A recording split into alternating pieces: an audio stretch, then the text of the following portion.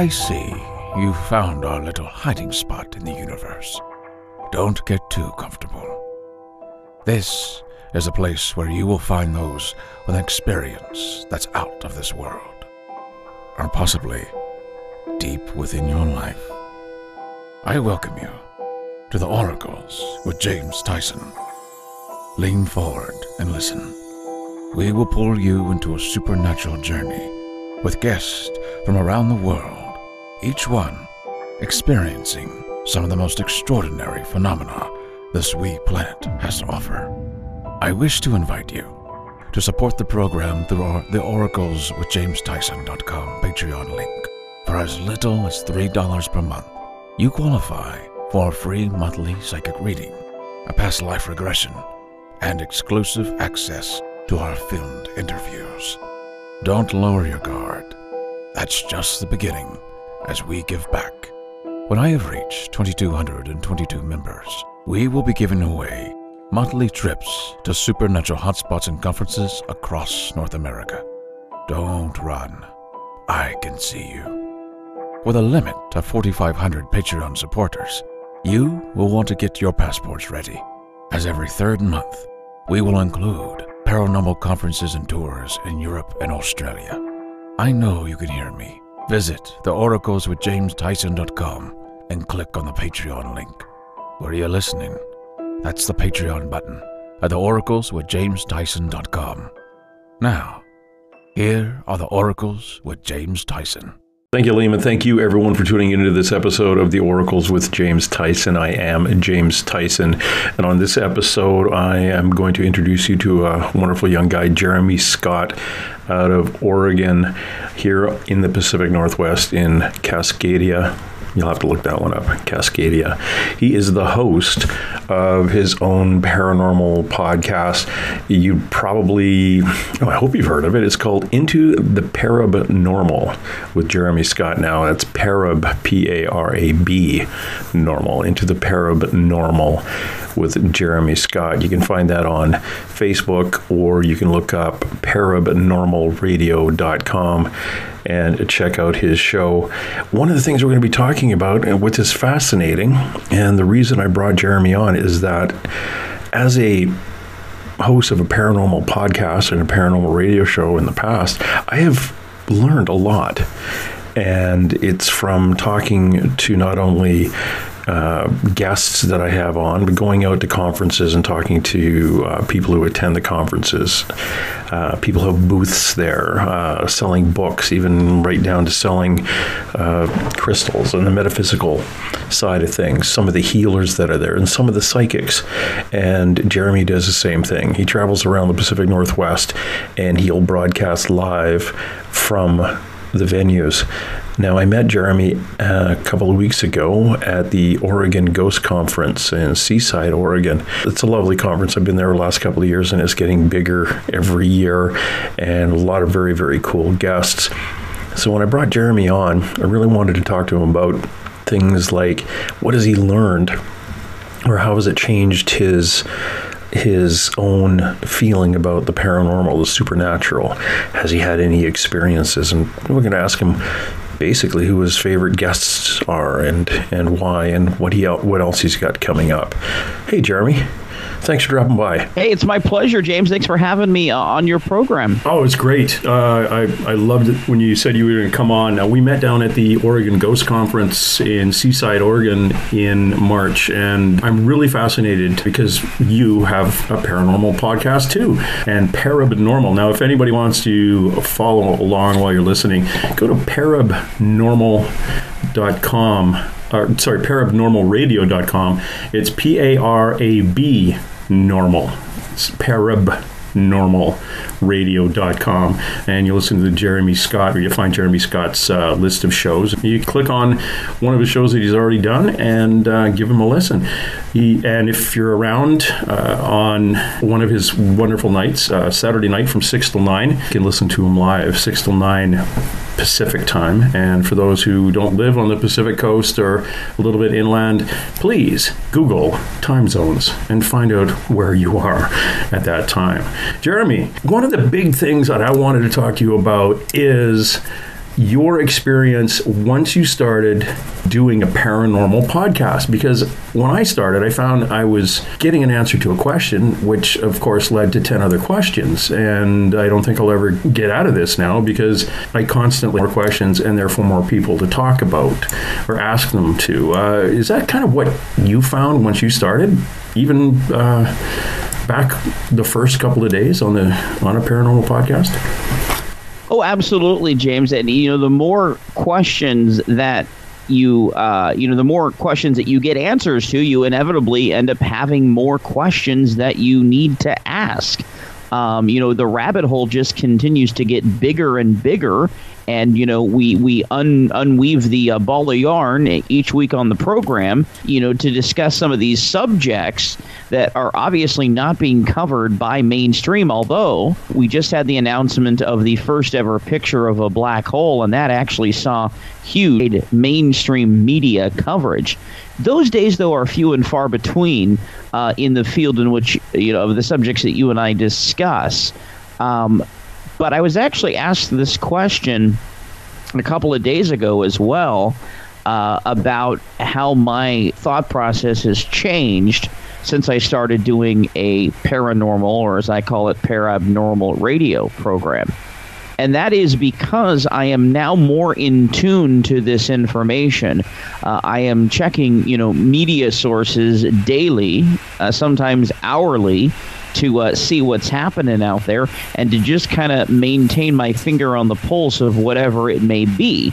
Because, as I read these headlines that come in on a daily and a weekly basis and put together my paranormal newscasts and, some subjects that we'll discuss if relevant with the guests that we have for that week, I'm just really, really fascinated each and every week, because it seems like the story just continues to unravel a little bit further. And so, I'm sure you've experienced that as well, where you have a similar theme, told by multiple guests. And your thinking starts to change once you have the information. I think if you're not in this field, or you're not, a connoisseur of this kind of information, then you're not going to be aware of some of the events that happen. But to me, I think that the last, 3 or 4 years that I've been doing this program have been some of the most fascinating news times that we've ever lived in. Whether we're talking about anything in the paranormal or conspiracy, because there are more news sources, there's more on-demand social media content that is being pumped out by alternative news sources, and sometimes mainstream news sources. When we get the announcements such as the picture of the first ever picture of a black hole, which is exciting. And I don't think that will change. I think that it will continue to be a fringe subject. Shows like mine and shows like yours, certainly do our best to kind of open people's minds to some of this subject material. And, all I ever say, James, is you've got to, bring an open mind to the conversation, and whether you believe any claim or not that you hear, do some more research. And if you don't want to do some research, don't discount the claim. I think that there's a lot of smart people out there who have lots of smart things to say, including Einstein's, whose theory of general relativity took 100 years really to come to fruition. We may never know the answers to any of these questions, but with every answer that we get, it's only obvious that one should have more questions about the situation, and certainly that's what I experience each and every week. What about you? Yeah, I agree. I'm a believer that our spirit or our energy doesn't die when our meat sack falls. So I'm in that boat where Art Bell now knows the answers. Like, after all the years of his questions, Art Bell has passed away, and now he knows. So he's got it figured out. But I came into this pretty skeptical too. But as you say, once you started interviewing somebody like a psychic or an experiencer, and enough of them who don't have contact with each other, and it's such a almost taboo subject sometimes. They don't really talk too much about it. They haven't written books, but their experiences all end up being similar. You kind of start leading, and this is the police in me, the police side of me going, well, this is somebody who's seen the car accident from this angle, and this is another person who's seen it from that angle. And once you get 10 or 15 witnesses looking at the same thing, yes, the stories are slightly different, but the conclusion is all the same, which then makes me want to ask more questions and interview more people about their experiences in looking at the paranormal or the conspiracy car accident. And it is interesting. I find it just that rabbit hole, like you just said. And you've come out of, over 15 years of commercial radio. So, you live around news coming in. You're reading the wire. You see stuff that does come in daily. But it's mostly... it's mostly watered down. You live in Oregon. I know when I was down in Seaside there, I was hearing about newspaper articles out of Astoria, Oregon, little 3 or 4 liners or little columns on Bigfoot sighting. But, it's a local paper. It's quite common down there. So it does get, maybe 3 inches of press, and then it moves on. It's not a big deal for them because it happens often. But, if it was downtown Chicago or something, they'll go, yeah, you're just full of crap. That wasn't a UFO. And it won't make the paper. But, it's like, oh, Bob saw another Bigfoot out on the corner of Walk and Don't Walk. And people go, oh, yeah, that's that Bigfoot again.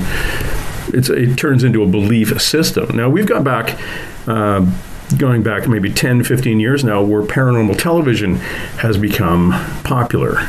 And do you think that has opened more people's minds to the possibilities of extraterrestrial beings, cryptids, and ghosts? Is it something that's, as a result of that, you and I have these shows? Well, I certainly think that it's valuable to have these shows out there, on the major TV networks, and to have them be exposed to tens of thousands, hundreds of thousands, millions, and perhaps billions of people. I mean, how can that not be good? I don't necessarily know how factual many of these programs are. I don't know necessarily how legitimate many of these shows are.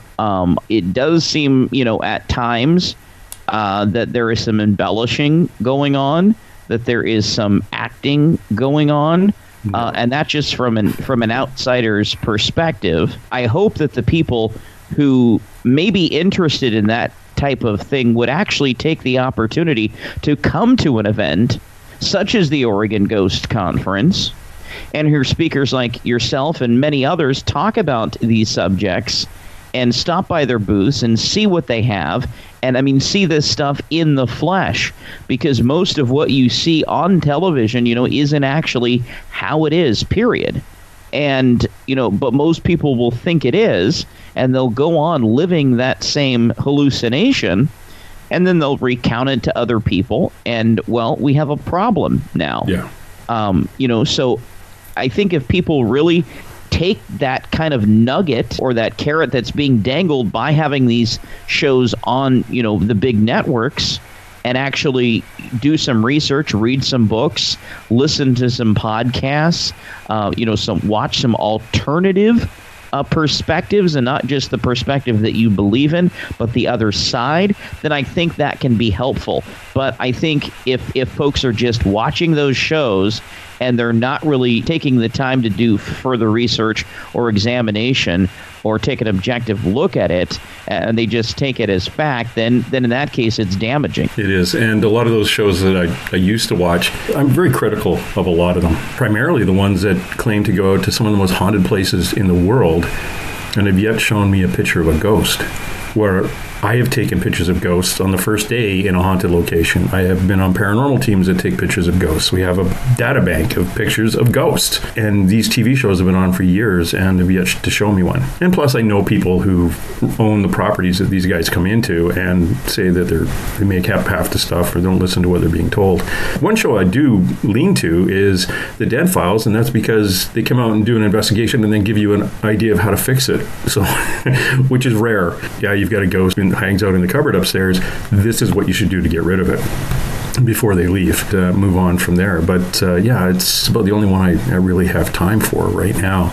But I do appreciate that they've got people opening their minds to the possibilities and looking around and doing maybe some research on them. It used to be where you could get a book on the paranormal. It might have been 30, 40 years old. Now you can go to any of the conferences and there's books all over the place. Well-investigated books and well-written books. It's now mainstream to find information on things that you might be interested in or things you had questions about. And I'm not saying get locked down to one person's point of view. Just get out there and read a few books on it, listen to a few podcasts, see who's coming on somebody's radio show. If you've got Parabnormal and you've got some guests coming on and you're interested in UFOs, or take a listen and see what they're saying, and then you may end up having your own questions somewhat answered, or it'll put you in a different direction to go out and do things. Jeremy, what were you doing that got you first wanting to get into a paranormal podcast? So what was it that kind of tweaked you to say, you know what, I'm going to go talk to people about this? Was there something in your background that you were quite interested in this genre? Well, I never had a haunted experience. I didn't live in a creepy house or anything like that. I didn't have, any out-of-body experiences, never, besides going to a haunted house every year for Halloween, never had an encounter with a ghost or anything like that. Like I said, don't watch the paranormal TV shows. I didn't really watch cartoons as a kid. Most of my fascination as a young child was with radio, period. You could find me with a pair of headphones in front of a stereo system, and I was usually recording stuff off the radio, and then I would play if I was a DJ, and I would play music that we had on tapes and records and CDs, and occasionally I would take my little amplifier out onto the front porch on those hot summer nights, and I'd play music and I'd talk and DJ, and I was just fascinated with radio. And then I had the opportunity to find a radio station that was not very far from me, from my childhood home, probably only about 5 minutes away. That's really kind of where it all started for me. At that point, when you get into radio, you kind of have to just learn the ropes, and you have to learn how to do everything. And sometimes the things you don't really want to do, and you have to work the shifts that nobody wants to do, and do the things that nobody wants to do.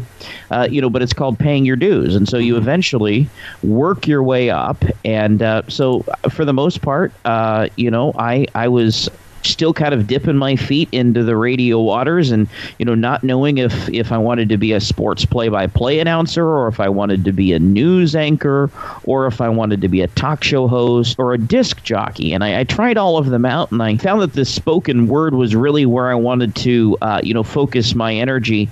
And I've got a love for the paranormal.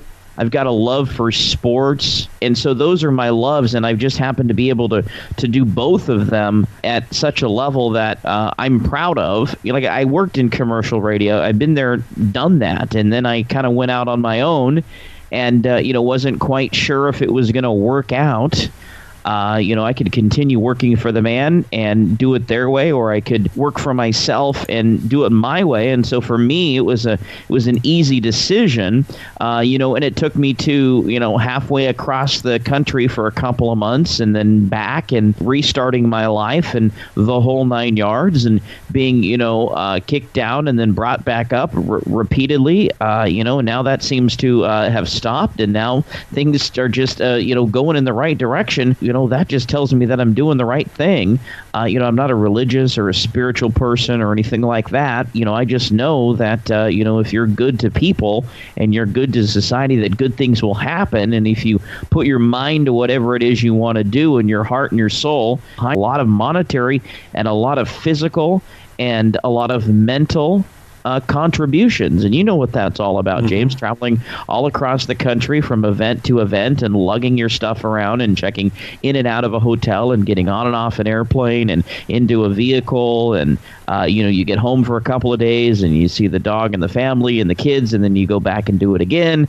And then you've got the radio show. And, so for some of us, we've got day jobs that we do as well because, we have to do something to pay the bills. And so it really is a love that I get, that I do the program and talk with folks like you and attend these events. And I'm just having a blast. Quite frankly, I wouldn't want to really be doing anything else. I think music radio is kind of dying. That's all on demand now. Nobody really likes to hear anybody give them the horoscopes or, tell them who's dating who or what happened last night on some soap opera. People just want music. And there's so many places out there where people can get the music that they want when they want it. And so many podcasts, you can get any genre show you want anytime, 24/7 for the most part free. This is something that didn't exist 15, 20, 25, 30 years ago and more. So the fact that we are in this generation, people who are on the internet and creating this content are special people because, it does take some talent to be able to do this. Not everybody can do it. And, I'm just honored that I'm blessed enough to be able to do this. The listeners are supportive enough to keep listening to the program and supporting us financially. And so for that, I can just be, the most gracious person that there is. That's great. And again, that's Jeremy Scott. He has Intro to the Parabnormal, P-A-R-B normal.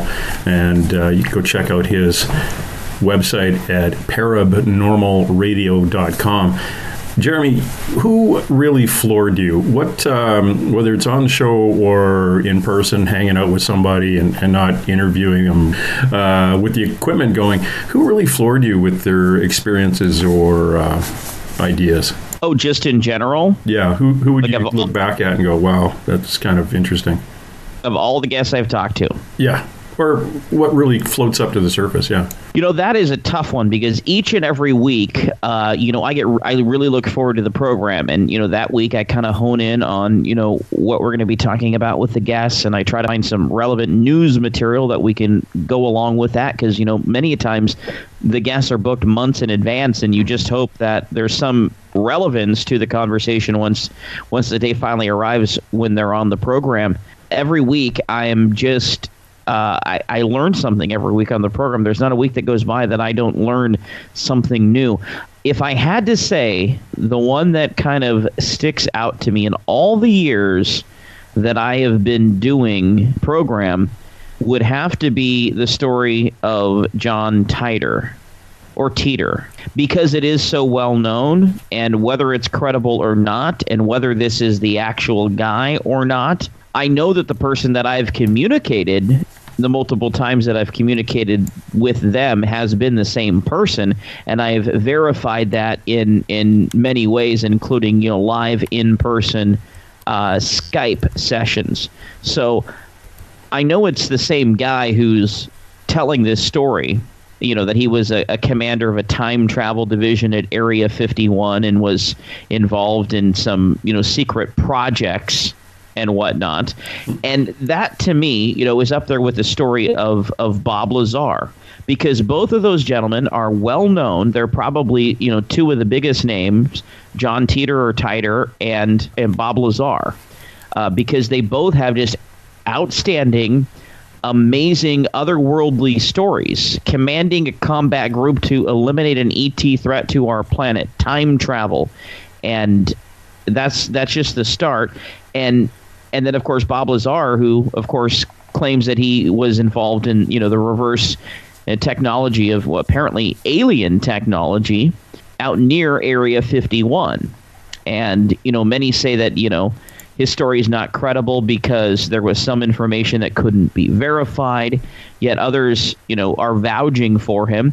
And so you have, those two men right there. One I've interviewed, the other one I hope to interview here very soon. We'll see if that happens. Their stories are just they're jaw-dropping, because you think, if our government is organizing these efforts, and by these efforts, everything we've talked about, a combat group against extraterrestrials, a time travel program, reverse alien technology, maybe directed energy weapons, mind control, and all the secret projects that we know have existed and that, probably still do exist to this day. If our governments are behind all of this and they're not telling us about it, I don't think that it gets much more interesting than that. There are a few things, we hear about people saying they've been abducted by extraterrestrials and taken off the planet. We've had people say that they've had sex, intercourse with extraterrestrials, or a ghost. People have married ghosts. Couples have gotten divorced because of one's fascination for a creepy doll that happens to be haunted, and they won't give it up. I mean, and the list goes on and on of all of these weird, just crazy experiences. And even if you take 50% of them, half of them, and you say that 50% of these people are telling the 100% truth, then you take the other 50% and you say, well, how many of those people are telling some truth, but they've fabricated it a little bit?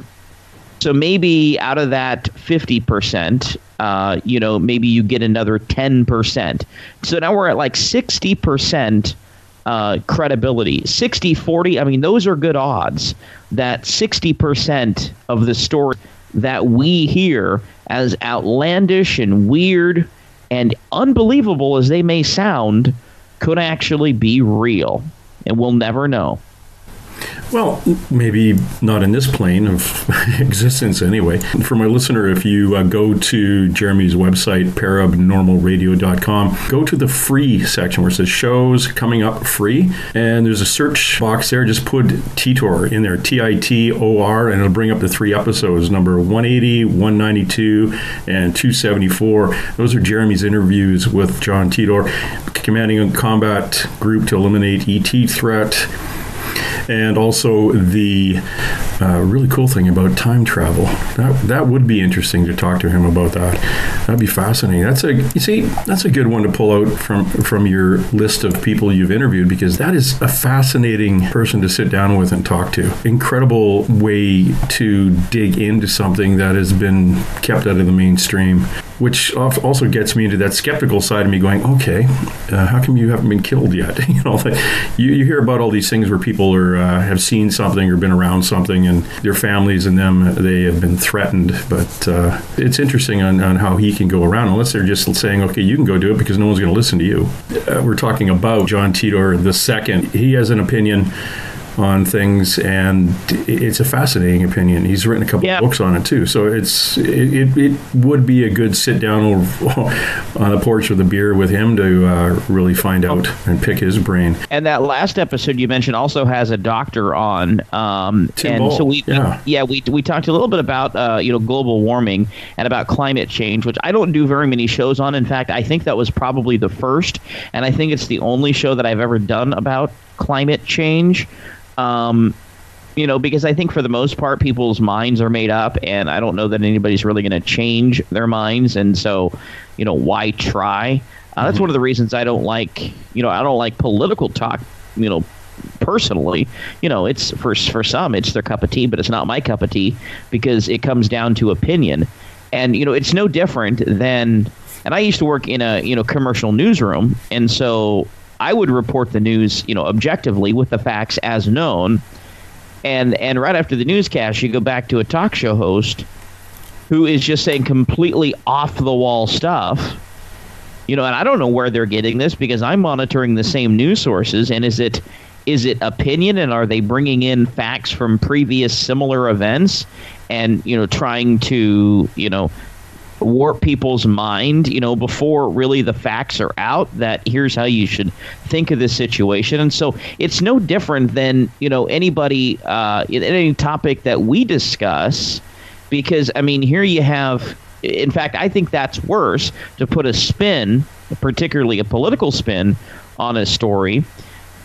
Well, when you're talking about a paranormal story, we're not so much putting a spin on it or trying to fabricate or embellish or over dramatize, but we're trying to tell a story that is the most entertaining it can be. Instead of saying Susie walked into a haunted bar and saw a ghost, which you can sum up in 5 seconds, you have to build up.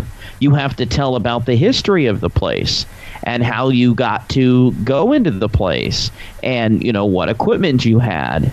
And there's all this information that you have to set up before you can tell the story about Susie walking into a bar and seeing a ghost.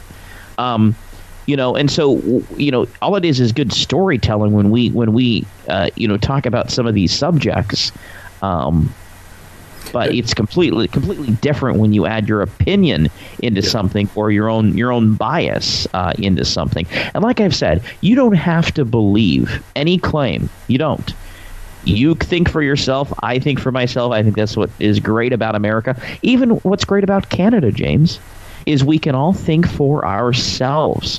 But I don't think any of us has a place to tell somebody whether they experienced something or not. Because you weren't there. They were. Whether they remember it as the result of a dream or an out-of-body experience, to them, it is a living, breathing memory. And you weren't there. Then so you can't you can't tell somebody that. Yeah. As much as you want to say they don't have evidence that they had, say, an out-of-body experience and they floated out of their bed and went to La La Land, as much as you want to say provide evidence of that and they don't have any evidence of, you can also not provide evidence that they didn't experience that. And it cuts both ways. So people just need to be respectful when dealing with people who say that they have had these experiences. But just don't shoot people down just because you think it's such a crazy, wild, outlandish, maybe paranormal or whatever. It may have happened. It may not have happened. Take it for what. But when you hear similar stories and you hear more accounts and they all start to add up, at some point in your life, you're going to have to reach the conclusion that either there's a lot of people out there who are telling lies, or there are a lot of people out there who have all seen something otherworldly, and there might be something to it. We're talking to Jeremy Scott. He is the host of Into the Parabnormal, and you can find his radio show at parabnormalradio.com. Check out all the shows that he has done. You've been on for a couple of years now? 4 years? 3 years? 3 years. 3.5 years. Started in 2015. You hit it right on the head, James. We've done now over 300 episodes, which is a lot, and sometimes we do 2 shows a week. For the most part, we do one Saturdays, but we do occasional Sunday programs as well. And all sorts of subject material. We usually book 2, sometimes 3 guests per program. The phones are always open. We've got a live chat room. It's really fun to hang out and interact with the audience as they're following along with the conversation and the good questions that they come up with. Yeah, and if you want, you can please support him. There's a support page you can get into. For a pittance, you can get in there and support the type of work Jeremy does. And again, he's live Saturdays, 6 to 9 p.m. Pacific, 9 till midnight in the East, which is actually a pretty good time for the East, because mine used to be midnight till 3 in the morning back East. And that's where most of our listener was anyway. A party time on a Friday and Saturday night, they're at the bar. Yeah. So it's fun. It's fun. It's and it's an I was going to say interactive. Yeah, it is interactive, because you can call in and you can have a chat room and get into the chat room and voice your opinion, as long as it's reasonable and you get along with everybody. No fighting in the chat rooms. Yeah, sometimes there's conversations that are just so off topic. Yeah. You are very interesting because you actually go around to the paranormal conferences and do a live broadcast from the conferences. I find that something that I would have loved to do, primarily because it got people with really good energy and at the conferences. So you do get a guest, you kind of corner the guest, maybe put them in a room or put them up on, in your case, put them right up on the stage in front of everybody and get people involved in the interview themselves. And then you can go around and actually talk to the attendees at the conference and get their opinion on a few things. Do you do this a lot? I notice you're going to be also down in, where are we going? I was going to say UFO Fest, McMinnville, down in the UFO Fest. I think it's May 18th, McMinnville, Oregon. That is correct. That'll be the Saturday live broadcast.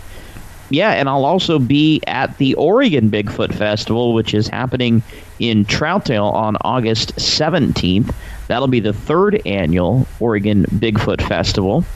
And then I'll be traveling out to Baker City, Oregon in June, and that will be for the Blue Mountain Bigfoot Festival. Nice. To answer your question, that'll be 4 live festival broadcasts for 2019, and there's a possibility we may do one more. Now, these are primarily around the Pacific Northwest. That we've gone to these events. It'll be our second year at the UFO Fest and the Bigfoot Fest. We did both of those last year, the Oregon Bigfoot Festival, and it'll be it was our first year at the Oregon Ghost Conference a couple of weekends ago at the Seaside Civic and Convention Center. And I think I can announce that I'll be back next year to do 2 live broadcasts on Saturday and Sunday. So we'll do both days live from the Oregon Ghost Conference. A lot of Oregon conferences to talk about, and it was really awesome to do the live show. We were up in one of the rooms on Saturday night, and we had a 3-hour show there. I think we had a total of 8 guests on the program. Nice. And then on Sunday, we did 2 hours up on the main stage to kind of wrap up the festival. And we had 6 guests on the program over the course of that 2 hours. So that's a lot of prep work. You got to know who you're talking to and about, and what you're going to ask them, and what they're involved in, and it really does take some work to get ready for those shows. But then once you're there, you meet so many great people, and you walk around and you see everybody so happy to be at their booth, talk about what they're passionate about, and introduce you to their products. And really, the people that you're exposed to are some of the top experts. If we want to call them that, in their field. I mean, they're people who've been around for a while and know their stuff, and they're good resources, and it's great for the show as well, because number one, it's exposure in the promotional advertising and on-site advertising. People who never would have heard about the show had we not done a live broadcast there. And then obviously we attract folks who are interested. And it's a free event, so there's no charge. And perhaps if you had missed one of the great speakers, well, now they're going to be on my program. You might just come and sit down for a little while and hear them talk on the program. So it's a great bonus as well for those to get to hear from some of their favorite guests. I mean, the guests do most of the talking. I'm kind of just the in-between guy who tries to keep the conversation moving along and making sure that we intro them. But it's really the guests who make the program, and it's great content for the show as well, as you might imagine, and it allows us an opportunity to talk with so many people in a short amount of time, and then establish those connections as well to do follow-up programs, in which we'll be doing. Ross Allison and David Weatherly are going to be coming up on May 4th. Seth Michael, who you just had on your program this week, will be coming on the program April the 28th. And, we'll probably be doing more shows with some of these great speakers that we've interacted with. I hope to have you on my program as well one day, James. So we'll arrange that. And then we go to the UFO Fest. That's coming up in May. And that's really an all-star event. It's the 20th annual event down in McMinnville, Oregon. Now, I'm not a paid spokesman for them, but I'll tell you, friends, if you were going to go to a conference or a festival or whatever you want to call it, in the Pacific Northwest this year, period, drop everything you're doing and get to McMinnville, Oregon on May 16th through 18th. Why? It is the 20th annual McMinniman's UFO Fest. The 20th annual, they're pulling out all the stops. Let me run down the lineup for you. And this is just a brief overview. Bob Lazar, who is one of the gentlemen that we talked about earlier, who had that exposure to the reverse alien technology out near Area 51. He is going to be there along with Jeremy Corbell, who you may know from the documentaries that he's done about Bob Lazar, about the Skinwalker Ranch, about Roger Lear and Patient 17. He is an amazing filmmaker and investigator. So Jeremy Corbell will be there along with his mentor, George Knapp, from Coast to Coast AM. And from the Las Vegas TV station. So those are three big names. And then David Paulides coming in from the missing 411 cases. We're talking about thousands of people who have gone missing by some sort of, alien intervention, Bigfoot, a cougar attack, jumping into a portal. I don't think anybody has the answers on that. He'll be there to talk about his missing 411. Peter Davenport from the National UFO Reporting Center will be there along with James Clarkson from Washington MUFON. Scott Schaefer and Steve Edmiston, who did a documentary on the Maury Island UFO incident, will be there as well. And Commander David Fravor, who witnessed the Tic Tac incident, which we know came to be from the release of the ATIP, or Advanced Aviation Threat Identification Program, the announcement that came out of the Pentagon from 2007 to 2012. That announcement, of course, at the end of 2017, and shortly thereafter came, the video of the Tic Tac UFO incident. And so Commander David Fravor was one of the witnesses of that event. He was out on a training run near San Diego and noticed this craft. And for the first time, he's going to come out and speak about that. And that's just a flavor of what's coming up at the UFO Fest at UFOfest.com. And again, I'm not a paid promoter for them. They've allowed me into the event to broadcast live and to get some access to some of the speakers. And because it's a great event in my backyard here in the Pacific Northwest, and because the McMinimans family just does some good things for the community, and quite frankly, I love eating at their restaurants. Right. Yeah. I will do anything. I will do anything for that family. So that is the McMinimans. Let's face it. That family has restored so many beautiful old buildings in Oregon, and each one of them are haunted on their own. I'd like to be staying. If maybe going down to the UFO Fest, I'll be staying in the Hotel Oregon, and I gotta hear back to see if I got a room or not. If not, I'll be down the road about 25 miles in the Grand Lodge, which looks like an old reformatory almost. They're spooky old places. Oh, so we'll get to see you in McMinnville then here in about a month. Yeah, definitely. One of the places I'd like you to look into, you may end up overlapping a lot of the guests, so is the International Bigfoot Festival in Kennewick, Washington, the last week of August, weekend of August. And that would be two Bigfoot festivals back to back. Yeah, there you go. And well, it's probably why they're relatively close in the Pacific Northwest, going back to back. You're probably going to overlap the guests, but by the way, Bob Gimlin. And I think last year they actually had Travis Walton dip in too. He may be coming back next year too. At the Bigfoot Fest? I know, right? But he was there, so it was kind of. I was hanging with him and Bob, so that was kind of interesting. I got an idea. You know what Patreon is? Yes. Okay, so I got this thing. I am going to, because I really I'm retired and I don't really have bills. I've put a bit of a package together where if people donate to my Patreon, when I get about 20 to 30 people, I will draw names once a month, one for a past life regression, one for a psychic reading, one for a numerology reading. And at 2,222 people, I'll draw names once a month for a trip for two, airfare accommodation and car rental. So to a paranormal conference.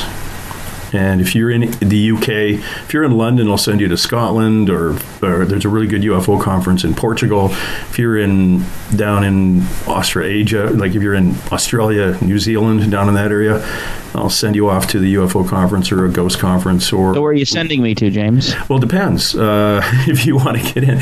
But at 2,222 people, if let's say you like ghosts and I draw your name and you're in the Pacific Northwest, and I'll phone you up and say, hey, you won. Where would you like? What's on your bucket list?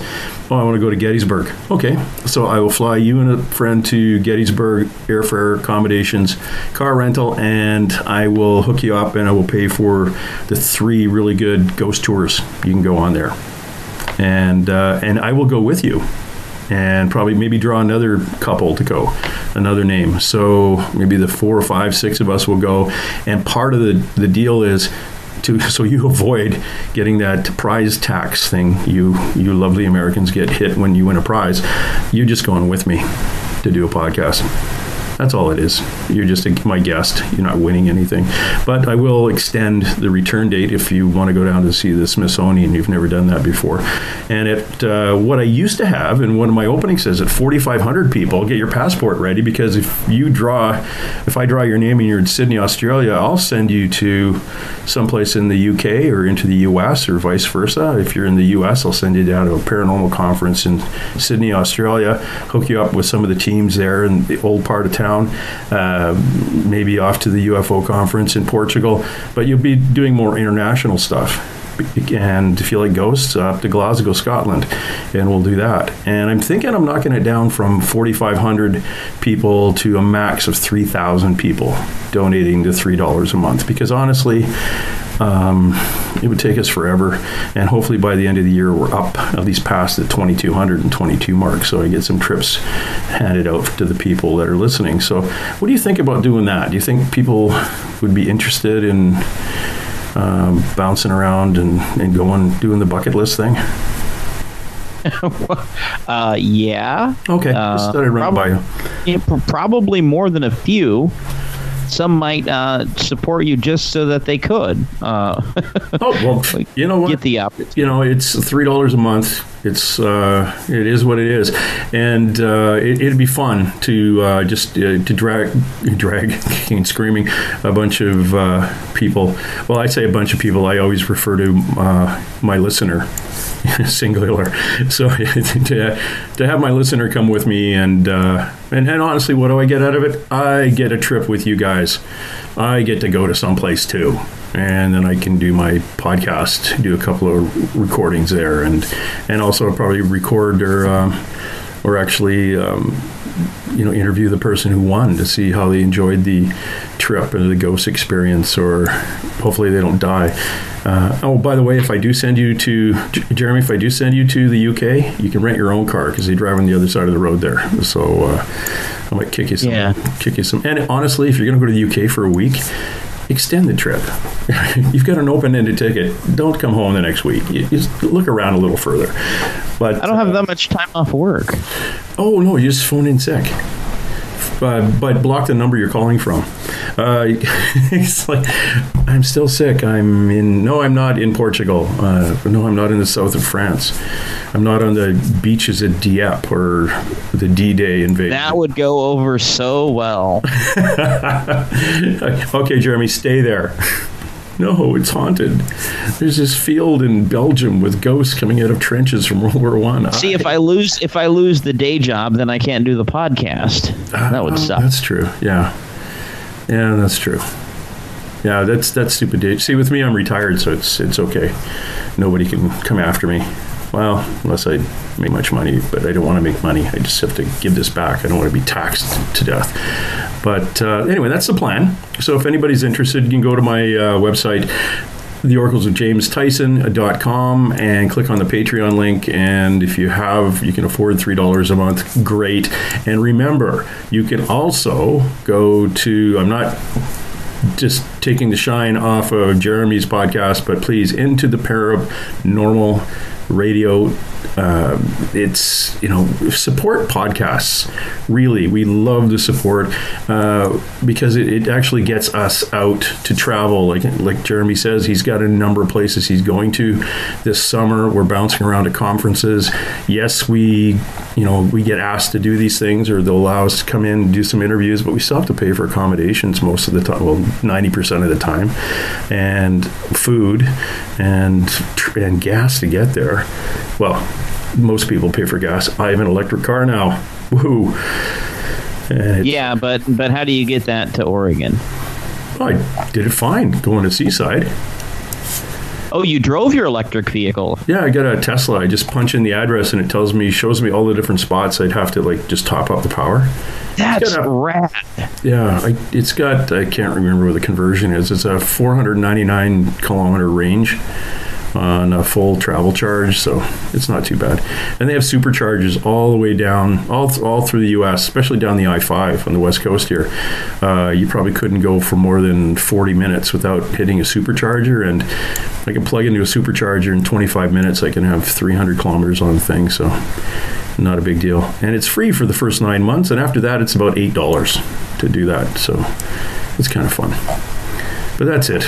But once I get there, I gotta eat and I gotta sleep. So it's not the end all and be all. It's just a relatively cheap way to get there. And of course, because it's Pacific Northwest and trying to get through Seattle in rush hour, that's a bit of a pain. But actually getting through I-5 and through Seattle is a pain 24/7. But it was a good drive.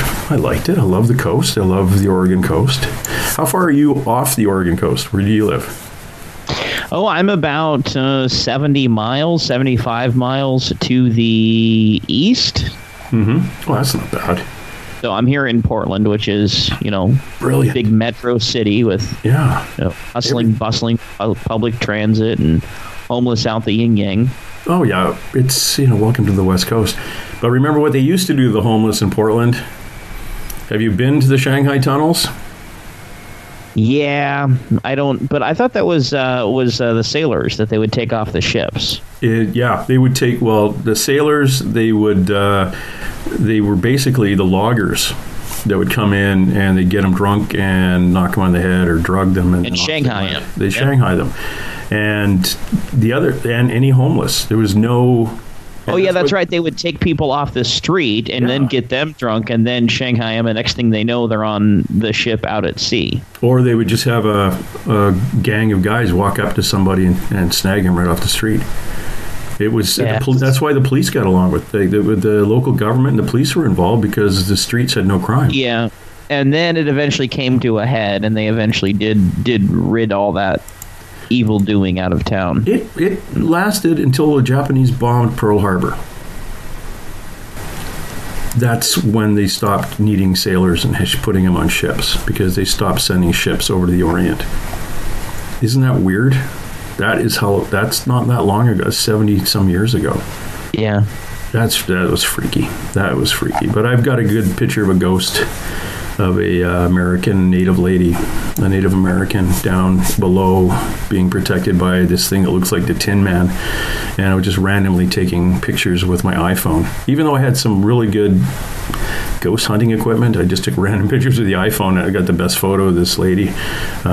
Took 3 photos in a row, and she showed up on the second one and disappeared on the third. Very, very interesting. Very cool.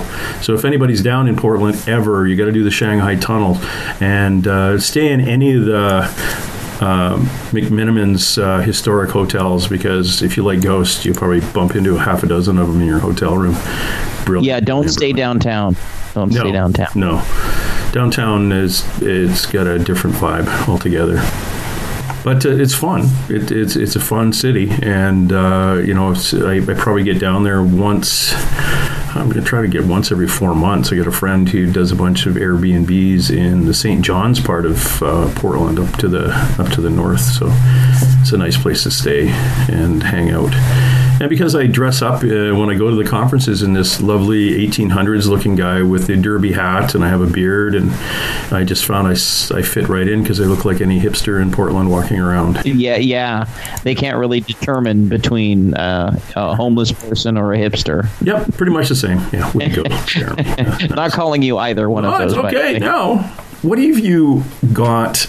Other than the conferences coming up, do you have any long-term locations you like to go? What's your bucket list for a place you wouldn't mind going and doing a live show from? Well, I will go.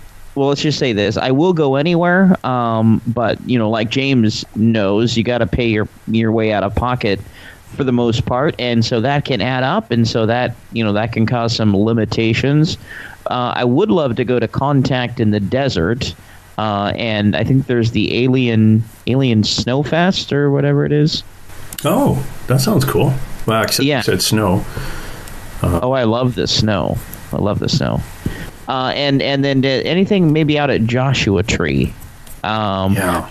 I think I would like to go to all of those locations.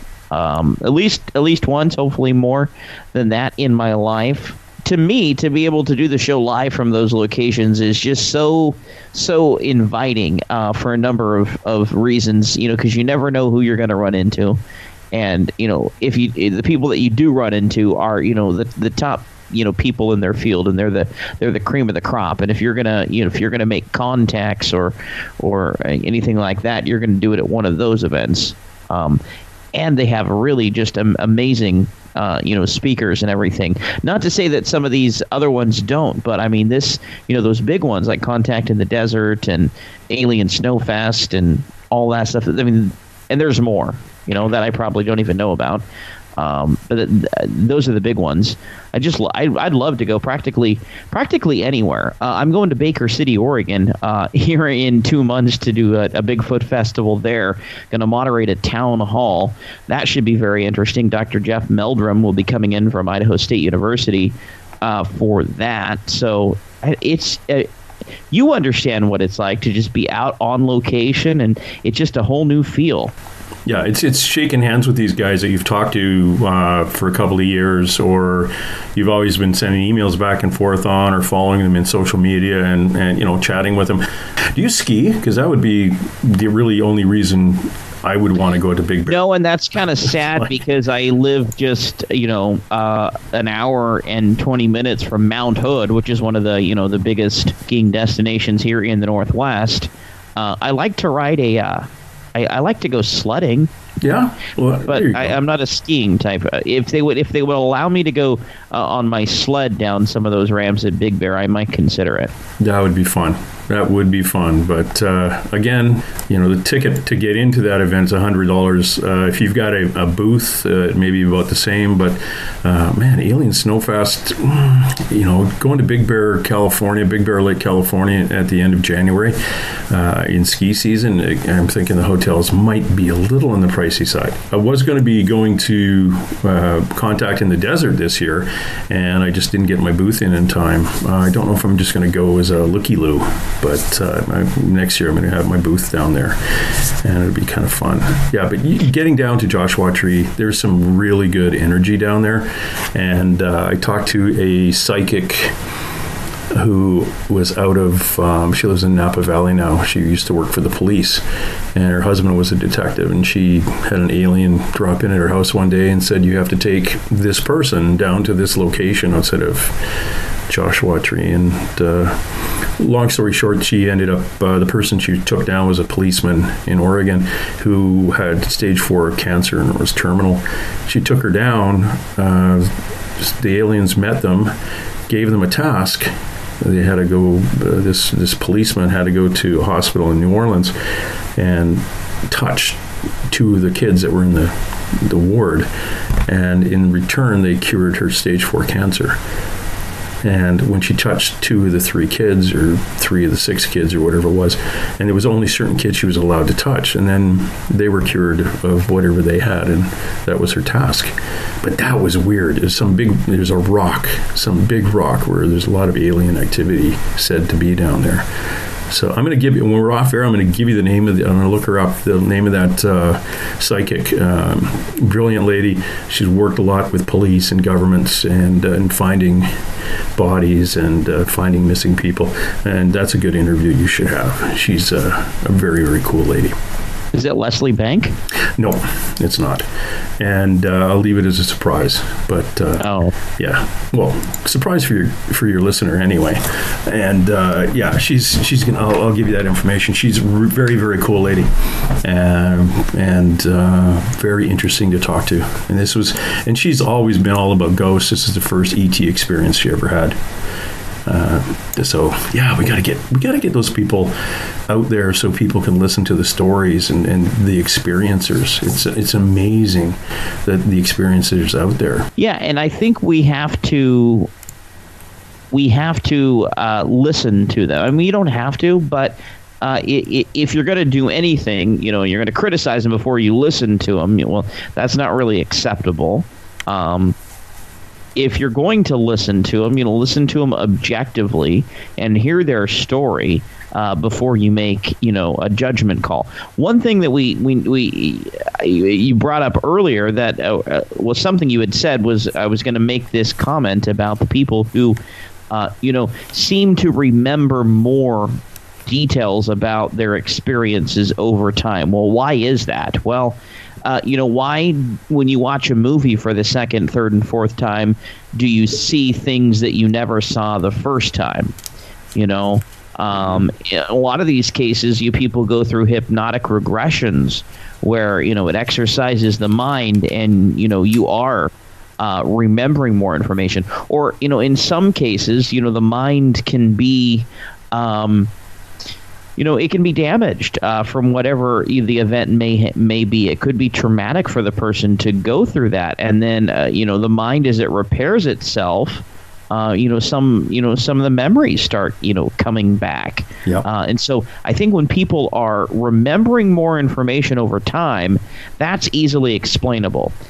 When somebody is saying something one time and then is saying it differently, complete opposite of how they said it before, that's probably an indication that they're just not telling the truth. Period. Yeah. But somebody whose story is just evolving.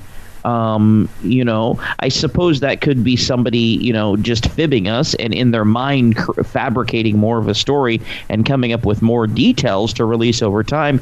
Sure, it's possible. But, I don't know why these people would want to come out and say, hey, look, I had such and such experience. Look at me. I mean, nobody wants the attention from this stuff. Nobody would want to come out and say, how they were anally probed by extraterrestrials. I mean, because that's just a thing you want your mom and dad and all your friends and family to know about. Not. Yeah. So the fact that somebody is coming public and coming to the forefront and saying, I am an experiencer, I am a witness, that has to be... Yes, it has to be taken with a grain of salt, but I think more often than not, I lean towards belief because I understand they have a lot more to lose coming out, becoming public, and saying whatever it is they experience than they do by just remaining silent and never saying anything to anyone. Oh, exactly. It's like Travis Walton and the crew that he was with. Travis is about the only one now that will say anything out loud. The rest of them just said, look, I've been being called a lunatic ever since that happened, so I've got my own life now, off you go. And Travis is retired, and he can do it. And he doesn't give the bottom of a large rodent. It moves on. Now, as a policeman and trained in the old interrogation and interview techniques, I find that, let's say I was going to talk to you about witnessing a car accident, I'll get the information right after the car accident, but I'd rather interview you in a week. Because in that week, the adrenaline has dropped and you'll start remembering more. Most times when you ask somebody about the car accident, they remember of the impact of the two cars. But a week later, they will remember what they were doing 2, 3 seconds, 4 seconds, 5 seconds before the impact. And that's the information I want. Did somebody run a red light? Was a guy going too fast? Did he come flying around the corner? Most people right after the accident remember the impact and then whatever happened after impact, because that's in their head and that gets their adrenaline up. especially if there's a death or a bad injury. But a week later, everything comes back to them. The other thing is, too, if you really don't believe somebody who's giving you a story and it's got a timeline in it, you know, what happened first thing in the morning and take it till noon and the event happened in there, ask them to go backwards. And if it's a fib, you can't keep the timeline going backwards.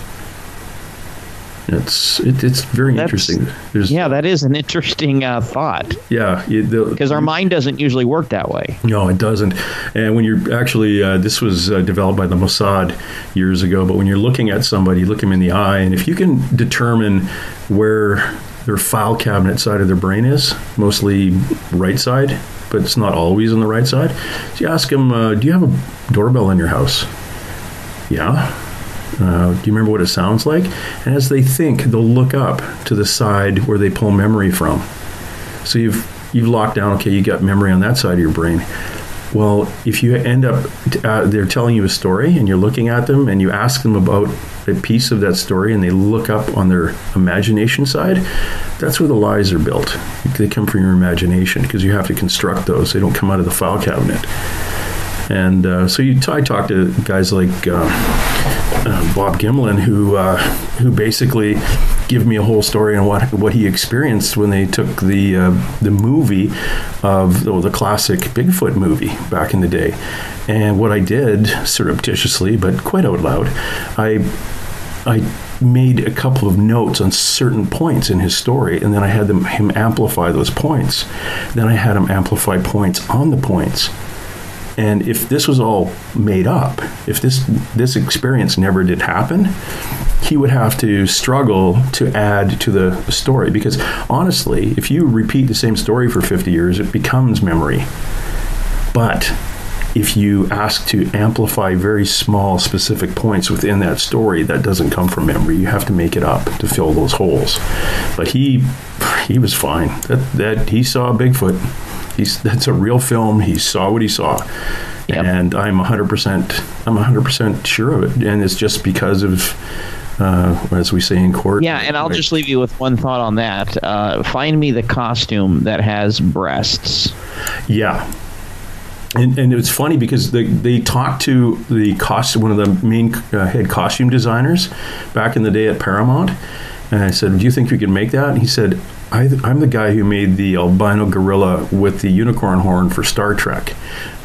Are you kidding me? I was like, this is what I made, and you're telling me to look at the same thing for the same time period? No, that wasn't made by a costume designer. The crazy, scary things that do exist are incredible enough. We don't have to go make stuff up, which is what I want to talk to you about if we can get it in, because I have a big note here. You were down at the Oregon Ghost Conference, and you ran into a fellow who also has a podcast, Clyde Lewis, and he had a thing called Momo. Now, what the heck is Momo?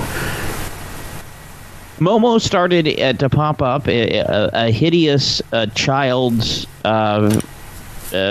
character, I guess we'll call it, in videos that parents were letting their kids watch, and that YouTube was allowing to be on its platform.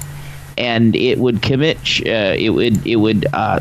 try to convince children to commit suicide. And this thing, was kind of, circulating in the form of memes. It was making its way around the internet, but I didn't really start paying attention to it until I started hearing about people who were affected by Momo. And then at the Oregon Ghost Conference, there was a replica that belongs to Clyde Lewis from Ground Zero that he had on display there, and he was doing a presentation. Well, during the week when he was getting ready for his presentation, the computer that he was on just went total blue screen of death in the middle of the presentation. The file was in some hidden folder deep in the bowels of the computer and had to be rescued. He ended up, I think, emailing a copy right away to someone so that it would be backed up external from his computer if it happened again. And then apparently this flash drive goes missing that had his presentation on it when he gets to the ghost conference. That was in a very secure location, but now is missing. And so they go back to the email. Good thing they had sent the email with the presentation backed up. And so the presentation was able to proceed. And then about 27 slides into it, it just turned off and stopped working. And then apparently his phone went off. And saying that it wanted to be shown monsters, yet it was a Siri. So basically, Siri, or an Alexa, they operate when you say their name. And when you say their name, they do whatever it is you tell them for the most part, unless they're not smart enough to accomplish that task, and then they'll tell you they don't know, or they haven't learned it yet. So his phone started coming on and talking about monsters. And he eventually just revealed the Momo doll to the audience. And, people were getting sick. Clyde was visibly sick to his stomach. My wife I realize now what happened, and it was me telling her that Clyde was going to have the Momo doll at the Oregon Bigfoot conference, or Oregon Ghost Conference, because I had seen a picture that he had from the night before with the Momo doll, and it didn't dawn on me until after the fact. And you mentioned, you would rather talk with witnesses from a law enforcement perspective a week later, because you remember more, and it's true. Because we didn't realize until a couple days later, well, it was me saying that Momo was going to be there that, turned my wife violently sick. And, she missed, most of the entire Saturday and still wasn't feeling too hot on Sunday. And then when we got back from the ghost conference, she told me this story about how she had this urge to go up and assault the Momo doll. And I'm thinking, well, probably not a good thing to do in a public setting. Me as being a presenter there, they probably wouldn't invite me back. And Clyde's a good friend of mine. Why would you do that to someone, that I'm associated with? Why would you do that? And it was then that I knew that Momo had taken full control of the situation. Momo had taken full control over Clyde's computers, over his flash drive, over the projector, and then spread to, the souls of everyone in attendance. And at its mention to my wife, turned her violently sick and gave her the urge to want to assault the Momo doll. So all I can say is, there's something about the energy with the Momo doll, with the phenomenon. It was apparently created. And then the gentleman who created it realized that this thing was evil and destroyed it. But the problem is that, when you have created something, we know from, the movies, you can kill it, but it's not going to die. And it keeps coming back. And it still has that same energy. And, we know it in objects that are haunted and possessed and are moved from location to location. So we know that things can be possessed, that things can be haunted, but we also know that things can inflict that energy onto living, breathing individuals. And, I don't want anything to do with this. I actually deleted the picture that Clyde allowed me to take of Momo because I didn't want it on my phone. On my conscience, I couldn't allow that to happen, knowing that I had it there. Of course, it's probably still in the cloud, and it's still probably going to haunt me. And then, see, James, there was this weird thing that happened last night, and I posted on my Twitter page at Parabnormal Show and on the Facebook page as well about a weird thing that happened in my apartment last night. And trust me, it's not an earth-shattering paranormal story, but it was certainly something that intrigued me enough to get out my camera and record a couple minutes of video. And I was sitting here in the studio, much like I am now, The door was open. It was late in the evening. The TV was off. There was just no sound through the house, so I could, if a pin dropped, I could hear it. And I start hearing this winding noise, and it turns out it's the DVD player. And I'm thinking, well, what is the DVD player doing, turning itself on? We've had some weird stuff happen where, it appears that when we do stuff on our phones, it triggers stuff on our television screen. But nobody was out there this time. Nobody was out there. My wife was asleep. I was here in the studio. There was a remote, sitting where it had been right in front of the TV. And, we don't use the DVD player a lot. We use a lot of on-demand content. So it just kind of sits there for weeks or months on end, and we don't use it for a couple months at a time. And then we turn it on, and it works fine. Well, it started making just this weird screeching voice. But that's weird. Okay, so I turned it. I would turn it off. And then you would hear it about 5 to 10 seconds later. It would just start again, and it's a horrible reenactment of that. We captured a little bit of the sound. It was audible. It wasn't overly loud, but it was audible. And you can hear it winding up again, and I turn it off again, and it does the same thing. And so I'm thinking, okay, I'm going to unplug the thing, right? Because we always hear those stories about something that makes noises or does something, or a doll that looks at you, when it's turned off. And then so the next rational thing to do is to pull the power cord. And then if it still is behaving the same way with the power cord, you really only have one other option. Does it have a battery? If it doesn't have a battery, what it is that you experienced. And in this case, when I unplugged it from the power strip, it did cease to behave in the way that it had been behaving. But I don't understand why it would have just turned on by itself, made a screeching noise, and then when turned off, would turn itself back on, make the noise again.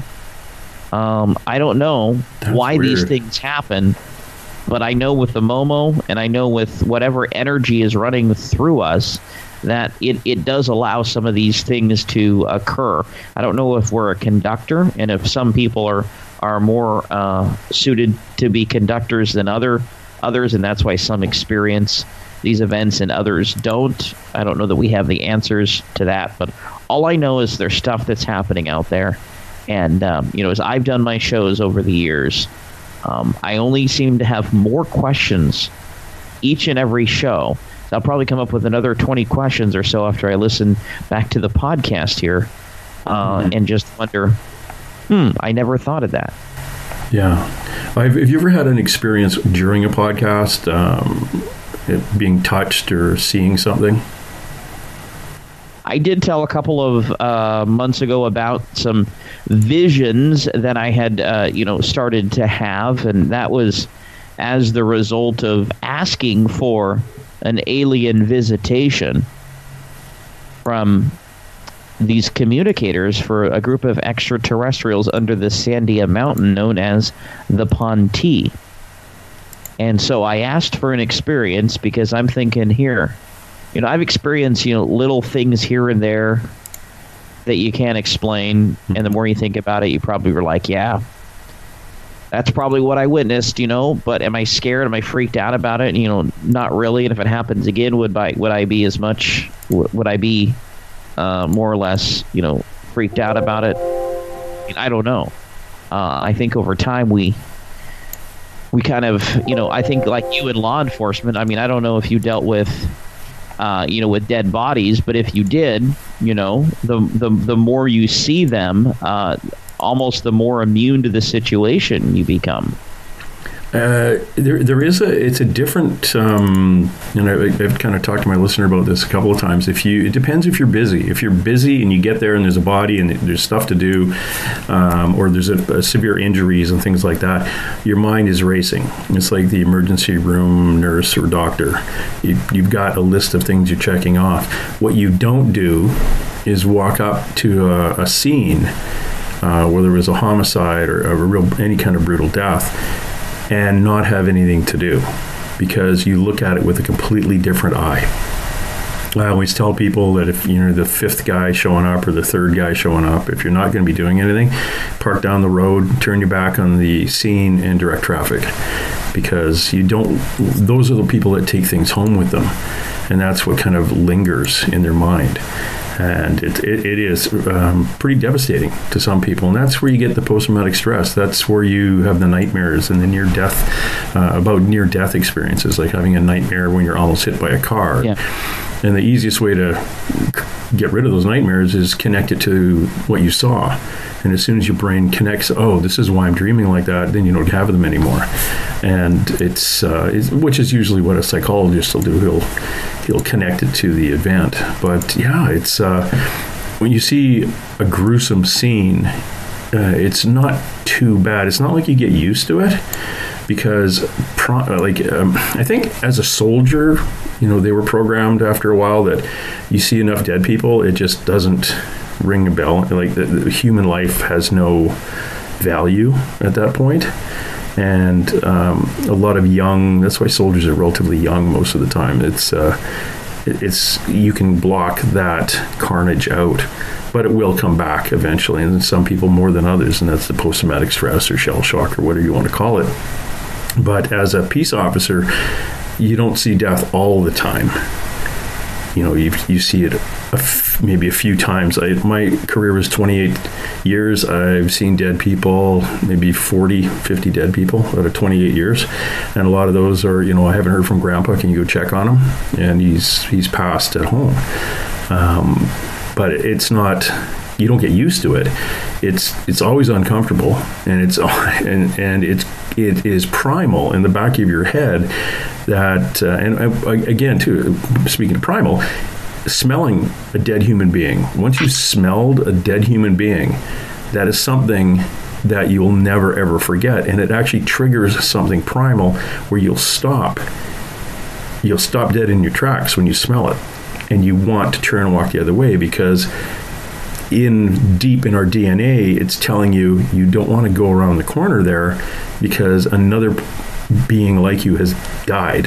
So don't go there, because people die there. Well, he died of natural causes or an accident, but it's that primal. As soon as you smell that, it's like, oh, okay, and you freeze.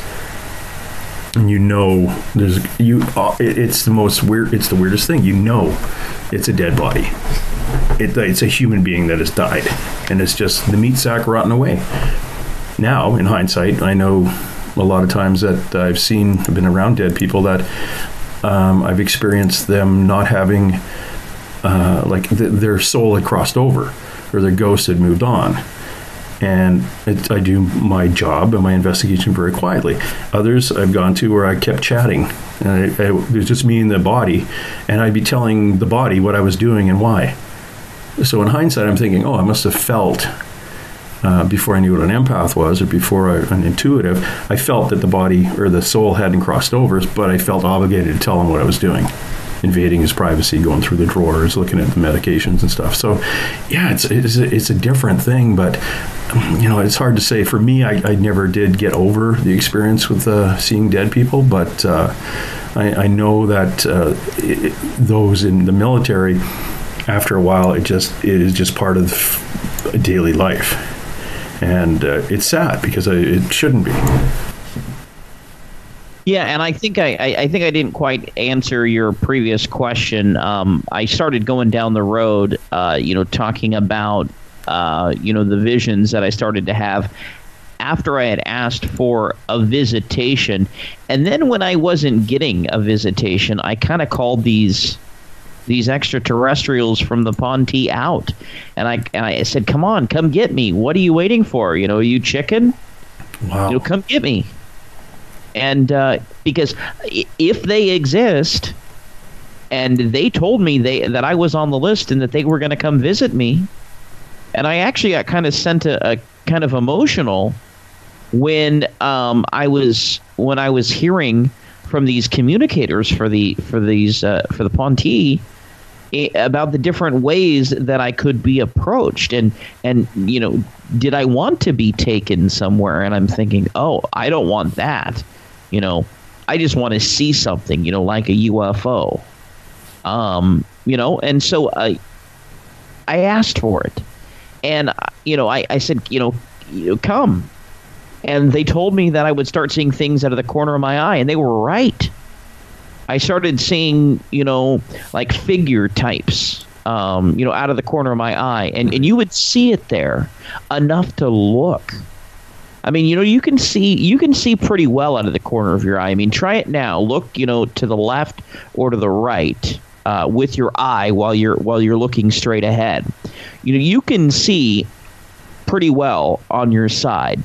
So if something came into your peripheral vision there, you would probably jump and you'd probably look. And when you kind of startle and your face kind of jolts and you look in that direction and then there's nothing there, then you start to think, well, am I hallucinating? Am I seeing things? You start checking your pulse, making sure you're not running a fever or you're not sweating or, and then you realize, you're starting to, see something out of the corner of your eye. And then you're like, okay, well, I guess that was it.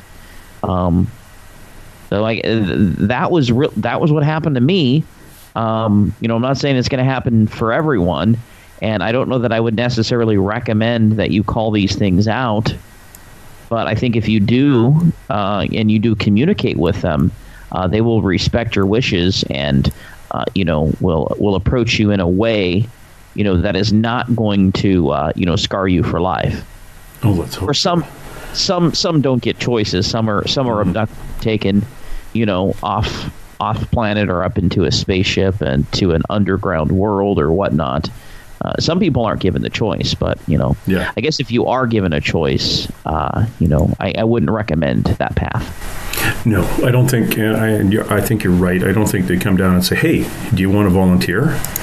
I think you're either a predisposition to have them identifying you.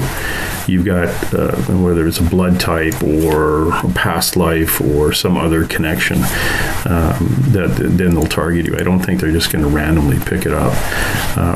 You don't really volunteer for this kind of thing, in my opinion, or in my experience in talking to people who've experienced those things. They've been told that this is what why they're poking away at them. But nowadays, I think back in the day, there were some groups that came down and just wanted to see how we functioned, probably back in the 40s and 50s. But now it's they're just coming back to check up and see how we're doing, or replace our implant or whatever goodness thing we have, which is freaky enough. I'm talking to people about implants and talking to people to remove implants. At one point I was told, I think they're just waiting for us to move off the planet and go to Mars or the moon or something, so they can have the planet back. Maybe, or we're all. And there's the other one where we have the third, or is it the fourth or the third? We actually have free will, and they don't, and they're fascinated with that. And they come down and are experimenting because I was told we have 3 souls, where most animals have 2, and the aliens only have 2 souls. The lower vibe aliens, anyway. But that's just listening to people who talk about this kind of things and write books about them. So I just have to agree, because I have no other explanation and no other way of calling them out and saying that they're not right. So yeah, tell me what you believe and go on.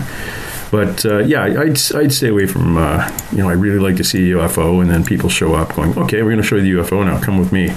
Okay, tell you what. How about you just fly past the window? I don't want to see. Yeah, exactly. Inside. When you're in the moment, when you're faced with reality, you can call for it all you want until it's there, and then you have to really decide: do you want it? Yep. Yeah, it comes down to consent, and I understand that as humans, that's where we get a lot of our we run into a lot of problems where we're running into ghosts that are bringing really bad energy home with us. We've actually consented to bring it home. And literally, that is like you see somebody standing at the door of your bedroom, kind of peeking around the corner, and you say, "Come here, I can't see you." You've just consented for the being to come closer, and therefore you've consented to have it come into your room. Now it's harder to get out because it's operating on your consent, which is freaky. I still see things out of the corner of my eye. My dad, who was a gunner in a B-25 during the Second World War, they were taught, and they flew at night. They were bombing the French, which used to drive him crazy because he said, we're bombing the Germans. And, Dad, you bombed France. Come on. But they taught them to look in their periphery for night fighters, because looking straight at them, you wouldn't see them. So we have better night vision on the periphery, or the peripheral vision, and which is very common. So it's, to say, look, you start seeing things out of the corner of your eye. That's where we're gonna see a lot more. And it is odd. Have you ever been told you were an empath? Not at all. No. You don't still wake up between 3 and 4:30 every morning? I don't. No. I usually sleep through the night. My wife's jealous. Yeah, you show off. Yeah. It's overrated. It's overrated, yeah. Sleep. I do it all the time. Yeah, I'm just checking because I know that some of the higher vibration people who get into this field, whether it's asking the questions of the experiencers or hanging out with experiencers, they end up bringing stuff home they really didn't want. And that's why I was asking if you had actually had experiences during a broadcast, because a number of us have, and it is a little disconcerting when it happens, and then you have to realize, or ask a psychic friend, what the heck did happen? Oh, don't worry about it. It was your dad, or it was this happened, and they just want to get your attention. But it's happened to me, and it's, like I say, it's a little bit disconcerting. What's your next project? What are you expanding your show at all? Are you going to start videotaping it, or where would you like to see yourself in about 5 years with Into the Paranormal? Well, obviously, would like to have more subscribers. Everybody wants more subscribers. That makes us feel really good about what we do, and also, what you spend goes back into the program. Right. We've got to buy good promotional material to distribute at these public events. We've got to buy banners and stuff to make us look good, and T-shirts and stuff. And the equipment, the travel. Yeah. The accommodations, the equipment that we've got to bring with us, and the backups that we've got to bring with us in case, all hell breaks loose. So if I could continue to have more subscribers, I mean, that's just more money put back into the show. And if I get enough subscribers, it might warrant, doing more shows. Currently, we do a 3-hour show live on Saturday nights at 6 Pacific, 9 Eastern. And we do a show on the final Sunday of every month at 5 Pacific, 8 Eastern. 3 hours on Saturday, 2 hours on Sunday. And if we continue to get subscribers, we'll be going to more of these festivals and conferences, those outside Oregon and Washington. We'll be taking the show on the road more often. We can continue to, maintain our website and pay for the cost of streaming. And then, of course, as we get more listeners, we have to pay for more streaming, and that's just how it works. Yeah. So, I'm loving what I'm doing right now, and I just want to kind of keep doing it and doing my thing, and seeing where that thing lands me. I really do love going out and speaking with the people, among the people, because I think I have something to offer in the types, the ways that I approach the conversation, and the types of questions that I answer, and at the time that I ask those questions, because I think it's important, and I think a lot of times, opportunities are missed to kind of really pull out information on a really, really interesting nugget that was just kind of glossed over. And sometimes, those are the best kinds of conversations, but, you got to be paying attention in order to know what the conversation's about, in order to have those kinds of intellectual responses. And sorry, and so that's I'm kidding.